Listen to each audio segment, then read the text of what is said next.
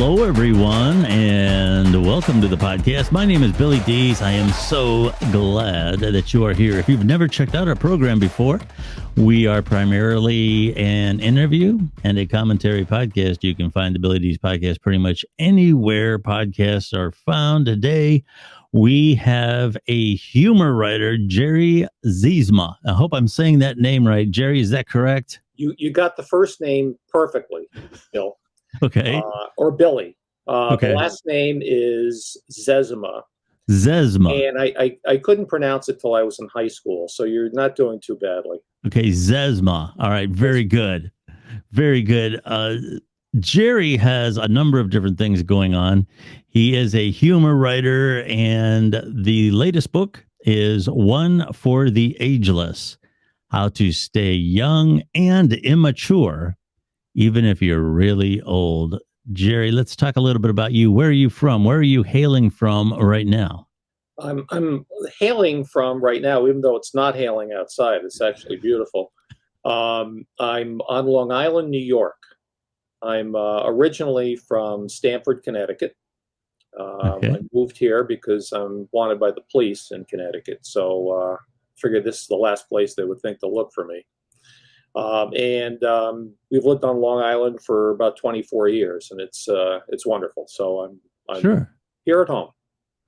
That is fantastic. And I always, anytime I interview humor writers in particular, like yourself, I can tell already you got one of those quick wits. I hope I keep up with you. I hope I don't miss something, because then I'll look like I'm, not with it or something. We'll split the witticisms, and I'll be the half wit. All right, very good.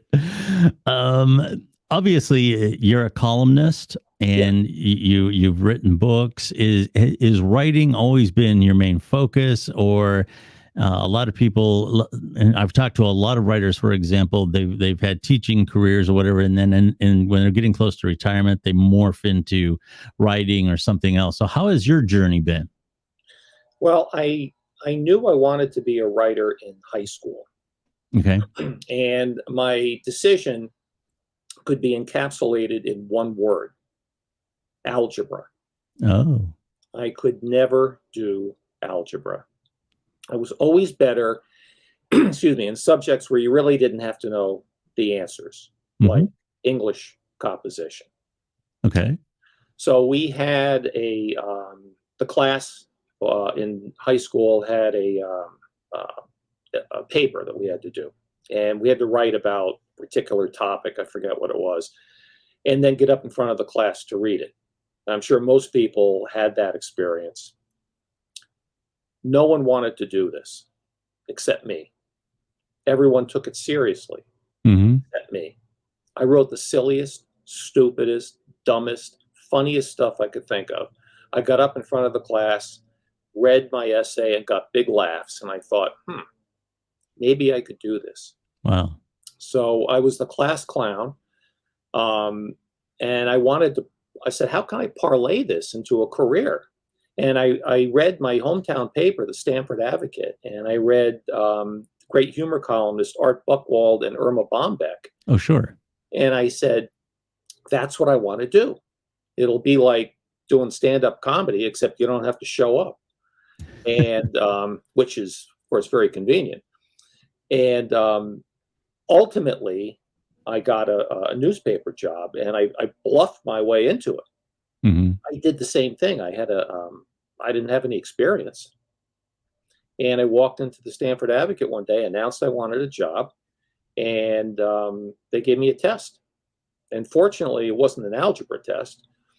And I did well enough because I got hired, but there are some questions to which I did not know the answers. So instead of leaving them blank or taking half-hearted guesses, I remembered what I did on that essay in high school.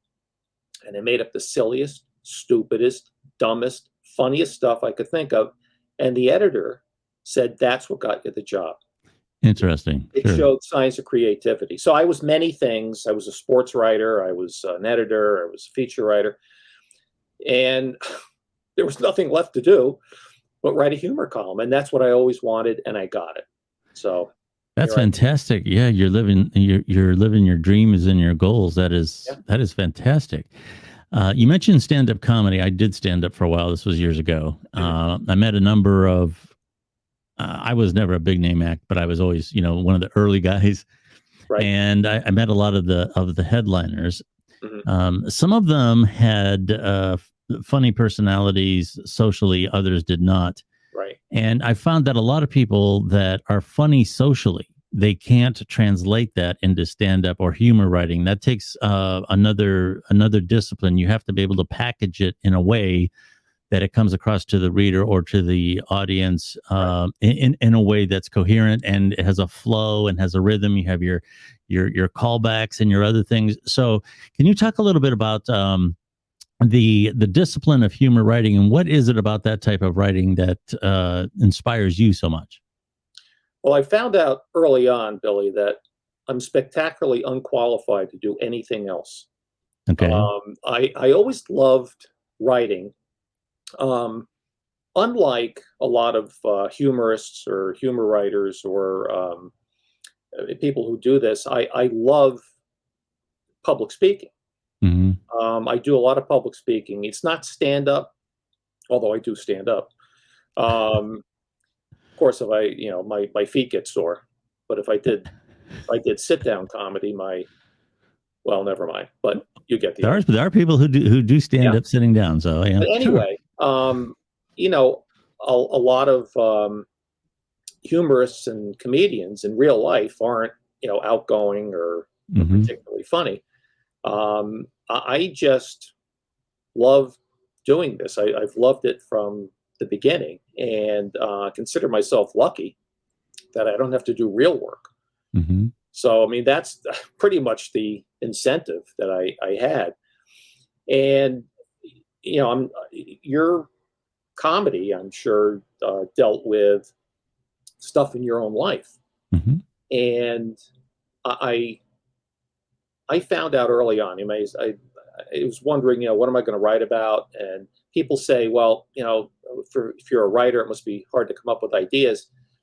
I decided early on to write about family foibles and the funny little things of everyday life because they happen every day. Yeah. So it's not really ever a problem coming up with an idea. It's, what you do with it. And, I've written about my family, my wife, Sue. I've written this, without her, I would be either dead or in prison. We have 2 daughters, wonderful, talented, terrific young women, because, of course, they take after their mother. And we have 5 grandchildren. And they're the loves of my life.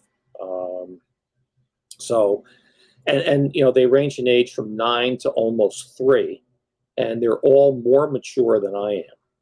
So it's, I've had like a gold mine of material, but I don't believe in cruel or mean-spirited humor. Right. I poke fun at myself. Yeah. Because I'm a rich target. Well, maybe not rich, as my wife and the IRS would attest, but certainly deserving. Yeah. And I think a lot of people can relate to that. They appreciate that. And especially now, Sure. Listen, these are tough times. And I think people need a laugh or a chuckle or a smile, and especially in things that they can see themselves in and say, yeah, that's happened to me. I just take things one step further than any normal person would take them because I'm not normal. But I just love doing it. Sure. You mentioned a lot of times your family members and all that are inspiration for material. Yeah. When I did stand up, this was before I was married. And a lot of times when I'd go on a date or I'd be getting to know a young woman, you should always say, hey, look, I don't want to become a part of your act. Okay. Yeah. Do you get resistance from your family members about being interwoven in your material? Well, my wife has said there are no secrets in our family. They really have never minded, although when my daughters were younger, they're in grade school, middle school, then into high school. Yeah. And it's when we lived in Stamford. My column was running in the Stamford Advocate, and they would be asked, by friends, parents of friends, teachers, is your father the guy who writes that goofball column in the paper? And they'll like roll their eyes and say, yeah, that's him. Yeah. But one of the nicest professional compliments I ever got was from a woman who said, I really like your columns. I think they're very funny. But what I really like about them is that you never put down your wife or you never use your kids for cheap laughs. Now, I'm not above trying to get cheap laughs, but as I said earlier, they're at my expense. So, yeah, and I'm very careful about, the subject matter, things that I do very quickly. When my daughters were in high school, the fashion was to wear plaid flannel pajama bottoms to school. Oh, okay. And they've always thought I'm the most uncool man in America. So for one day and one day only, I decided to prove them wrong. And I wore pajama bottoms to work. Okay. My wife had sent me out on errands before that, to the bank, to the post office. Nobody wanted to make eye contact with me. But I wrote about it, and I didn't put down my daughters. It was kind of a goof on myself. Yeah. And so it's that kind of thing. It's like, oh gosh, Dad's writing about us again. But it was never anything that was embarrassing to them. Mm-hmm. Although I will say, as a parent, most kids, when they're younger, not only don't want to be seen with their parents, they don't want other people to know they even have them. Oh, yeah. Well, I just appeared from from somewhere. Exactly. But now I have grandchildren, and I write a lot about them. Although, as as everybody knows, I mean, most people haven't had a chance to see each other, families and all that, because of the pandemic. And things are getting better. So we've been having these little family reunions, and that has been wonderful. But sure. you have to try to see the humor and even the toughest of times. That's what I'm told, and I'm going to come back to that. You have a couple of recurring themes in your writing, and one of them is you talk about the joys of aging. Yes. Are there such things? Sure. Are there because oftentimes we are so obsessed with maintaining a youthful attitude, youthful skin, youthful this, youthful that. Mm-hmm. But the joys of aging is not a phrase that I hear too often. So can you elaborate a little bit on that? Well, the chief joy of aging is waking up. Sure. So, I'm very grateful for that. If you don't mind. Sure. This is the new book, One for the Ageless. This is why I'm not in sales, Bill. Okay. But yes, I mean, I like to see the joy in life. So whatever stage of life you're in, you should try to see the joy in that. My wife and I have been married for 44 years, been very blessed. And I see the positive aspects of aging. And you can kid about it. My wife and I, we went to the same high school and the same college. And we had our 50th high school reunion late last year. And it was great. And some people said, oh my gosh, you look really good. What's your secret? And I said, right. Spackle. You said, well, I'm sorry, I walked on you. What was your answer? Spackle. Okay. Yeah. But it's a joy no matter what age you are. Everyone goes through tough times. Everyone has difficulties in his or her life. But if you've made it this far, as I have, why not see the joy in it, the humor in it? And we have so much more in common than we think. Yeah. And I think that's the That's very important. So yeah, I see the joy in aging. That's a great attitude, and I know for the audience, my own personal opinion. Typically, when you ask somebody about getting older, what's good about it, their answer is always, well, it's better than the alternative. Yeah. But in actuality, there's more to it than that. I mean, I kind of feel that I'm lucky in that in the years that I'm in now, I'm much more mature. I manage my life a lot better. I get a lot more purpose out of life, and that came from experience. Hmm. And I couldn't have that when I was 25 years old. Right. And I always tell people, make the good old days right now. Yeah. Yeah, The Carly Simon line. yeah. These are the good old days. These are the good old days. I That can't is sing, fortunately for everyone. I'm not going to, but yeah. Um, absolutely. I've decided. I realized a while ago that people say, "Oh, you've reached a certain age, and you have a lot of wisdom and all that." Let me tell you, wisdom comes too late in life to be useful to you, and is Yeah, best passed on to your children, who aren't yeah, wise enough to realize that you finally know what you're talking about. yes. So, That's an interesting dynamic. And that saying is very true. Youth is wasted on the young, right? yeah. Oh, and that is so important. Now, you kind of touched on this a little bit in regard to your attitude toward aging, but humor in everyday life. I had a day, Monday, as a matter of fact, where it was just one thing after another. Had a car expense that was over $600. I got a letter from my local city tax. There was something about my tax return that was filed wrong.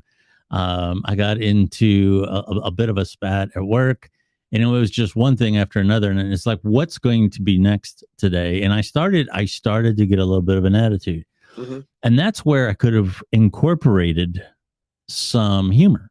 Yeah. The stuff with the city, all I had to do was make some copies with the copier and send it back. There was no point in getting upset.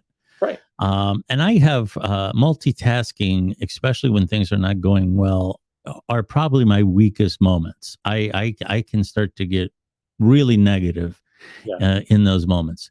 How do you incorporate humor to remedy those everyday aggravations?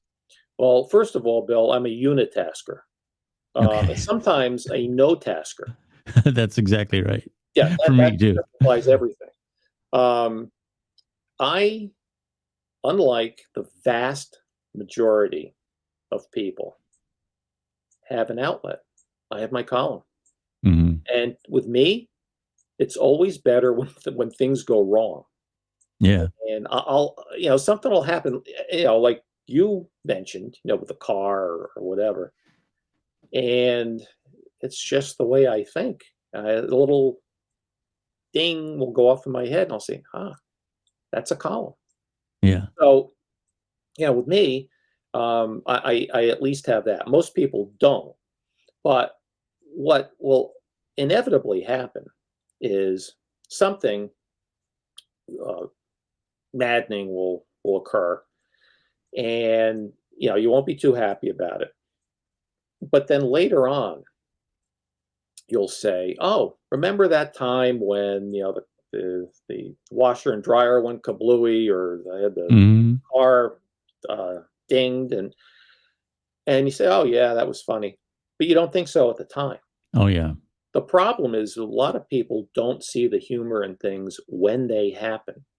Yeah. It's always like later on. It's retroactive laughs. Um, getting back to kids. Hmm. Um, one of my daughters, when she was in college, her her room at home was, looked like a cyclone hit it. And my wife Hmm. said, "Well, it's a disaster area." And I said, "I'm going to find out if I could have it officially declared a disaster area, so we'd be able, eligible for state or federal funds to clean it up." Yeah. And well, I wrote a column about. I called the governor's office. I called the White House. My daughter thought it was hilarious. And getting back to not using cruel or mean spirited humor, but Yeah. there are a lot of things that happen, even smaller things like that, that people look back on and say, "Oh yeah, that was funny," but they didn't think so at the time. They don't Yeah. stop to think that, if this is like the worst kind of stuff your kids do, you're pretty darn lucky. Yeah. So, bad stuff happens to everyone. It depends on your outlook, what you make of it. I mean, some stuff, listen, is really serious, and yeah, Sure. and certainly maddening. It's not like I never get, angry or frustrated. Everyone does. Yeah. But I think it's how you can uh, approach things and train yourself to look for the positive or the humor in things, and I think it'll help. Hmm. You talk about this is a two-part question. Let me start with this too. This one first. You talk about laughter for troubled times, Mhm. and without getting into specific news events, these last couple of years, you and I are pretty much same age. This is probably the worst it's been in a long time. This is one of the worst times, and here again, politics not into it at all. Not right or left, just as a general comment. This is one of the few times I can remember when the confidence in leadership is very low. Mhm. And I could go on with this. Is it more of a challenge to write during these times, or is it so badly needed that there's a demand for it? It's not more of a challenge. I do think it's badly needed. Um, Two parts to my answer. One is that the pandemic. I Hmm. thought, well, we're stuck at home. This is before the vaccinations came out, and even Yeah. after. Um, I had retired from my day job as an editor, and I have continued to write my column, which I started in 1985. But Wow. I said, ugh, there's a pandemic going on, and it's killing people. You can't really make light of that.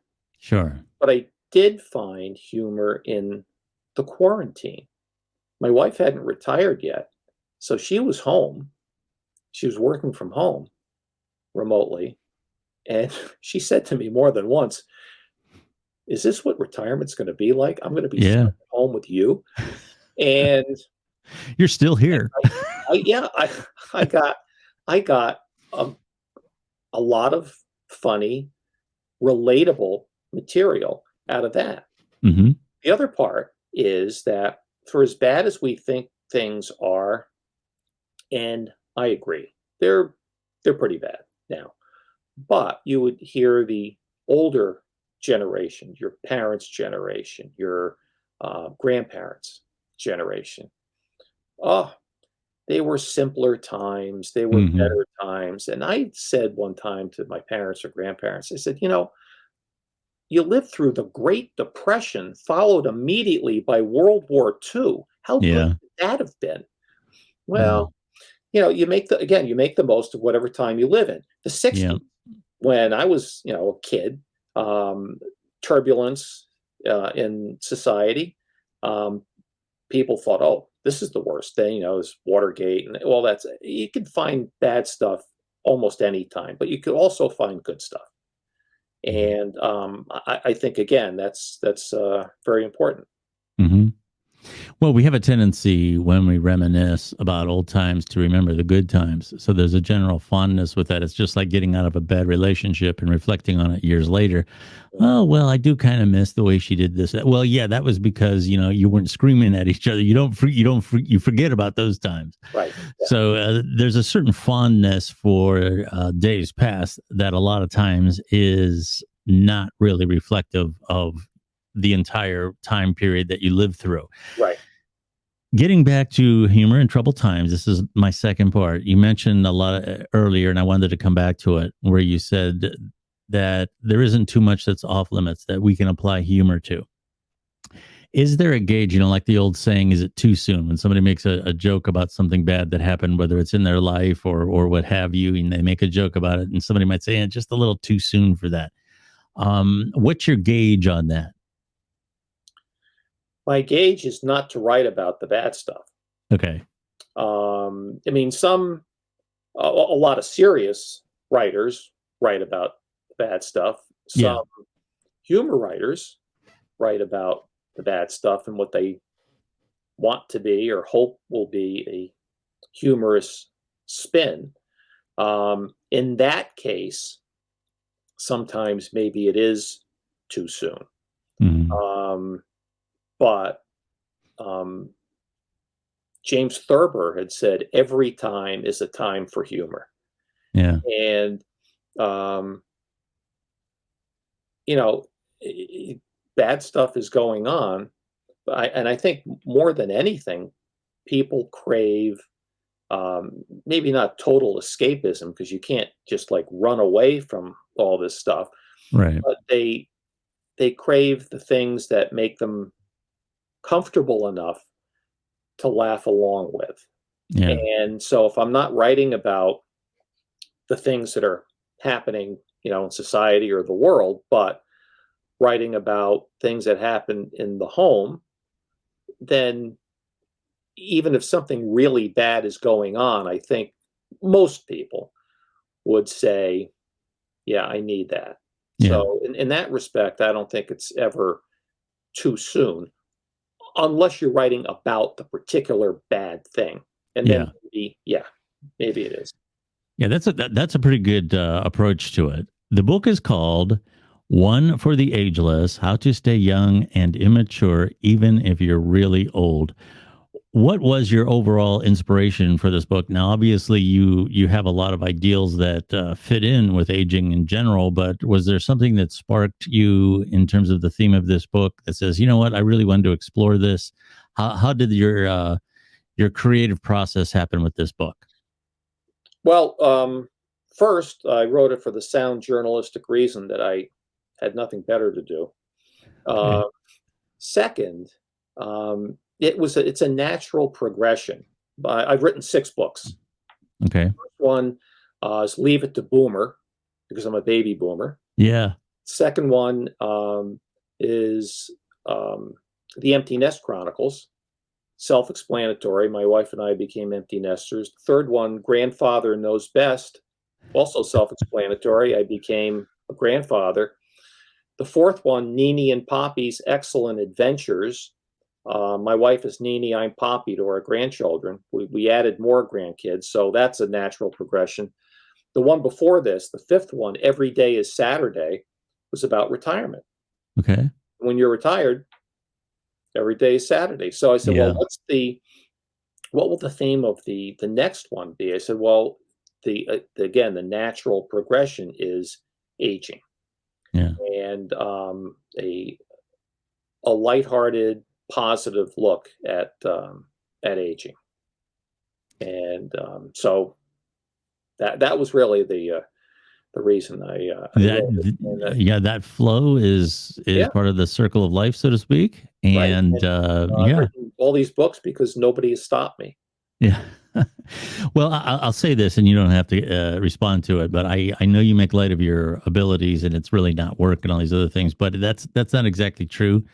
There's the adage that dying is easy and comedy is hard, and humor writing is probably one of the more difficult types of writing to do. I've never done humor writing.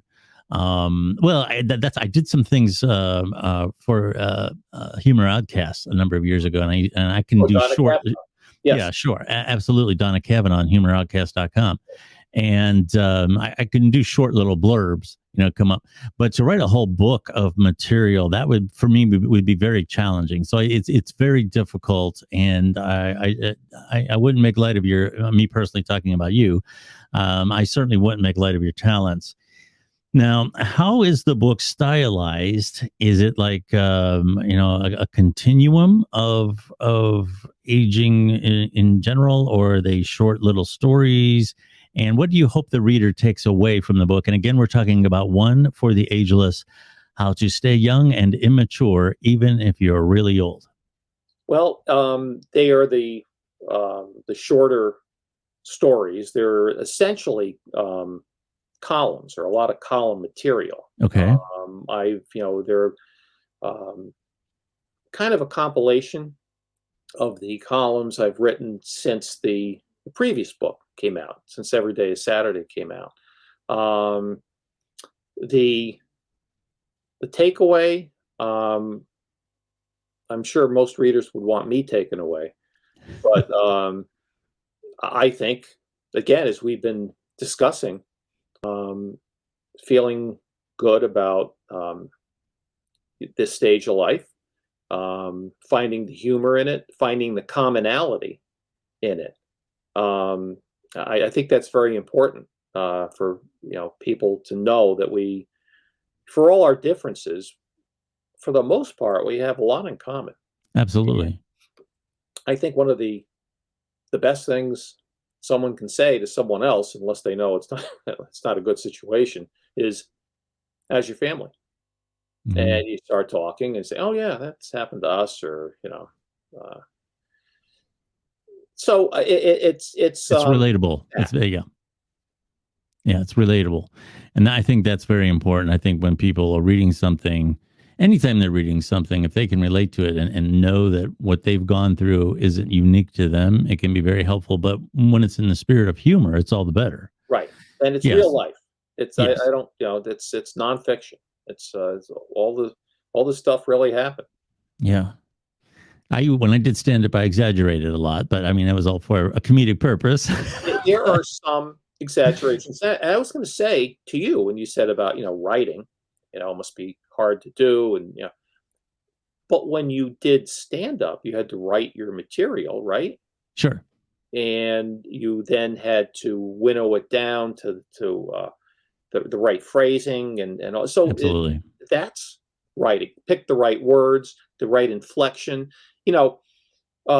Stand-ups, they do have somewhat of an advantage because they can use visual effects, they can use your voice and all that. To be a humorist, you really have to be a good writer because you don't have really anything but the words on the page or these days the screen. But as far as writing is concerned, you had to do that when you're doing stand-up. Sure. And I appreciate that, and certainly writing was a part of it. The performance aspect of it was oftentimes, I don't want to say unpredictable. One of the psychological phenomena that I've always found very interesting about that is it's amazing to me how collectively an audience can have a single personality. Yeah. And I would go in there on a given night, do material that always worked, and it would go over great. And then on a given night, do the same thing, what I perceived as the same thing. And, you could feel hostility, or you could feel it's just amazing to me how all those people will collectively feel the same thing. Yeah. And that's that's a situation I always wasn't, and I'm sure many comedians weren't always ready for. Well, but you know how you're doing immediately. Yes, immediately. Oh yeah, the feedback is right there. Sure. Actor on stage, and you're in a play or something. I mean, you're not expecting much audience reaction except at the end. Right. But if you're a stand-up, you know immediately how you're doing. I mean, with me, I write something and I write a column and I send it in to the syndicate, the news service, and it runs wherever. But I have to rely on emails or contacts somehow from people or on social media or whatever, and I'm gratified that I get very nice reaction. But it's delayed. With you, yeah. I mean, when I do like a book signing or I do a speaking engagement, I mean, obviously I'm with people then and I know how I'm doing because, if they laugh or applaud, that's great. If you hear snoring or a can of vegetables whizzes past your head, then maybe you're not doing so well. Yeah. And that's a subject for another day, but I've been very troubled by the fact that it has now become a thing to accost comedians. Oh, yeah, and that, like I said, that's a subject for another day. Right. But okay, first of all, I'm going to mention the book again. One for the Ageless: How to Stay Young and Immature, Even If You're Really Old. The author, Jerry Zezima. Is that correct? Almost. Okay. Almost. It's Zezima. Zezima. I told you before we went on, it's pronounced Abernathy. It was silent. Right. People in my family say Zezima. Okay. Well, okay, it's Jerry Zezima, but and I want to also just mention that the vast majority of people who are going to hear this podcast will be on audio only, radio styled formats. So I'm going to spell that for them. The first name Jerry, just as it's always spelled, and then it's Zezima. Right. Okay, and Zezima. There you go. Okay. First, let's start with the book. Where can people find the book online? Online, they can go to Amazon, which is the preferred place. Barnes and Noble. You can go to a Barnes and Noble store, I guess, if you order it, or you can stay home and have it delivered. Yes. And I love bookstores. They're not doing as well these days, probably because I'm writing books. But yes, Amazon is the place to go for that. Okay. And as far as you are concerned, your social media, do you want to tell us, like, your blog? You have a blog spot, Facebook, Twitter, all that stuff. Where can people find out more and connect with you? They can, on my blog is Jerry Zezima. Again, there's the name, one word, .blogspot.com. I'm on Facebook. I'm on Twitter. I'm on Instagram. I'm on LinkedIn. Mm-hmm. And I'm now officially, I guess, fully in the 21st century. So I think some members of my family didn't think it would ever happen. But I got email, I think, in 1999. And I wondered why there wasn't ABC or D-mail. So I didn't start out too well. All right. That is fantastic. The book, One for the Ageless, How to Stay Young and Immature, even if you're really old. Jerry, thank you so much for coming on the podcast. A lot of insights and a lot of funny quips. Really appreciate it. Thank you very much. Well, Billy, I appreciate it too. I'm happy that you lowered your otherwise high standards to have me on. Oh, it's fun. It's been a great time. Thank you. Oh, you're very welcome. And my name is Billy Dees. Real easy to find online. Twitter is kind of like my social media home, at Billy Dees. Most social media I maintain at least some presence on. Always use the same screen name, Billy Dees. You can find the Billy Dees podcast. Most of our listens, lion's share, on all the major platforms. This includes Apple Podcasts, Spotify, on down the line. And also our friends over at Goodpods. What Goodreads did for books, like Jerry's here, Goodpods is doing for podcasting. So if you have a chance, they don't drive the big shows. They don't come up first in the search results. It's very dependent on your listening habits. And as you connect with friends on Goodpods, they also help your rotation and what comes your way in your searches. Goodpods. Thank you very much, Jerry, and thank you to the audience for listening to our podcast today. And we will talk to you again next week.